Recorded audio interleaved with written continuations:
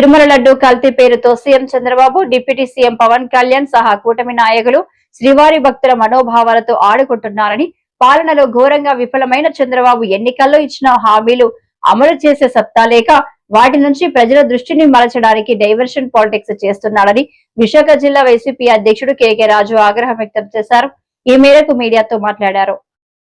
ఈ రాష్ట్రంలో రాజకీయాల్ని భ్రష్టు పట్టిస్తూ ప్రజాస్వామ్యాన్ని అపహాస్యం చేస్తూ ఒక సున్నితమైన అంశాన్ని ఎజెండాగా తీసుకుని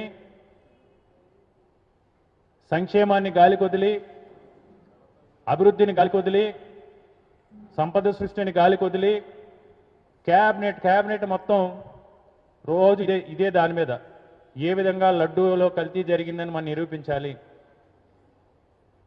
మనం ఉన్న అవకాశాలన్నీ కూడా వాడుకోవాలి, మనం చేసిన తప్పైనా సరే ఈ తప్పని ఒప్పని నిరూపించకపోతే మనం భూస్థాపితం అయిపోతాం, దేవుడి శాపం ఎలాగో మనకు జరిగింది, ఆ పాపం ఎలాగో మన కూటమి నాయకులకి అందరికీ చుట్టుకుంది, కనీసం ప్రజల్లో అయినా ఏదో రకంగా ఈ తప్పును ఒప్పు చేయాలనే ఉద్దేశంతో పుంకానుగా మనీ లాండరింగ్ జరిగిందని వాళ్ళకి సంబంధించిన పత్రికల్లోనూ టీవీలోనూ, అంటే ఇంకా ఆంధ్రప్రదేశ్ రాష్ట్ర ప్రజలకి ఈ రాజకీయ నాయకులకి వేరే పనేమీ లేదు అనే విధంగా ఏ విధంగా చేస్తున్నారో మనందరికీ కూడా తెలిసిందే. ముఖ్యంగా ఈరోజు టీడీపీ కూటమి వాళ్ళు అంటుంది ఏంటంటే, వాళ్ళ ఆరోపణ లడ్డు తయారీకి వాడే నెయ్యిలో జంతువులు కొవ్వే కాదు పామాయిల్ కెమికల్స్ కలిసాయి అని. ఈ ప్రశ్నకు సమాధానం చెప్పాల్సింది ఈరోజు చంద్రబాబు నాయుడు గారు. టీడీపీ కూటమికి చెందిన వారే జంతు కొవ్వు లేదన్నది సిబిఐ సిట్ ల్యాబ్ రిపోర్ట్లోనే తేలిపోయింది. ఈరోజు మిగతా పదార్థాలు కలిసాయి. మొన్నటిదాకా బీఫ్ ఆయిల్ లేకపోతే యానిమల్ ఫ్యాక్టు రకరకాల ప్రచారం చేసి ఈరోజు మళ్ళీ కొత్తగా ఇది ఆర్పిక్ కలిసిందని, కెమికల్స్ కలిసినవని ప్రచారం చేస్తున్నారు.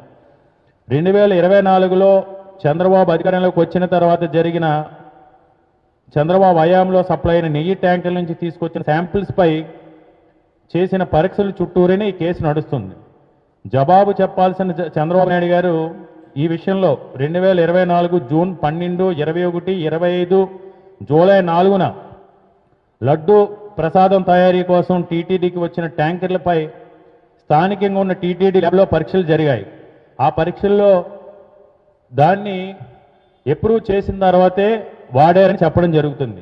కానీ ఈలోపు మధ్యలో జూలై 12వ తారీఖున ఒక 4 ట్యాంకర్లని వెనక్కి తింపి పంపిస్తే మళ్ళీ కాళహస్తి నుంచి అవే ట్యాంకర్లను తీసుకొచ్చి నీలో వాడిన మాట వాస్తవం కాదా? అంతేకాకుండా ముఖ్యంగా ఎక్కడైనా ఒక సున్నితమైన అంశానికి సంబంధించి, ఇది దేవుడికి సంబంధించిన విషయం, భక్తుల మనోభావాలకు సంబంధించిన విషయం, దాన్ని మీకు అధికారం ఉంది, మీరు రాష్ట్రంలో సంపూర్ణమైన మెజార్టీతో 3 పార్టీలు కలిసి అధికారంలో ఉన్నారు. కేంద్రంలో ఈరోజు హైందవ ధర్మం, హిందూ ధర్మం, సనాతన ధర్మం సంపూర్ణ భరతఖండం అని చెప్పుకునే బీజేపీ పార్టీ అధికారంలో ఉంది. మీరు ఎవరైతే తప్పు చేశారో వారికి శిక్షించడానికి ఎంక్వైరీ వేయడానికి అన్ని అధికారాలని కూడా మీలోనే ఉన్నాయి. తప్పు చేసిన వారిని మీరు ఒక ఆరోపణ చేశారు. ఆరోపణని నిజమా అబద్ధమా అనేది తేల్చగలిగిన వ్యవస్థలన్నీ కూడా ఈరోజు మీ గుప్పిట్లోనే ఉన్నాయి. అందులో తప్పు జరిగితే ఆ సంస్థల ద్వారా, వ్యవస్థల ద్వారా వాటి నివృత్తి చేసి వారిని శిక్షించండి. కానీ ఈరోజు అది మాని రోడ్డెక్కి ఈరోజు రోడ్ల మీద చిల్లర రాజకీయాలు చేస్తూ, ఎక్కడైతే ఆంధ్రప్రదేశ్ రాష్ట్రంలో పెద్ద పెద్ద కూడళ్ళు ఉన్నాయో ఆ కూడల్లో హిందూ ధర్మాన్ని దిగజారుస్తూ, హిందువుల యొక్క మనోభావాన్ని దెబ్బతీస్తూ ఈరోజు మహాపచారం పేరుతో ఫ్లెక్సీలు ఏర్పాటు చేసి తగాదాలు పెట్టి, తగువులు పెట్టి వైషమ్యాలు రెచ్చగొట్టే హక్కు చంద్రబాబు నాయుడు గారికి ఎవరిచ్చారు?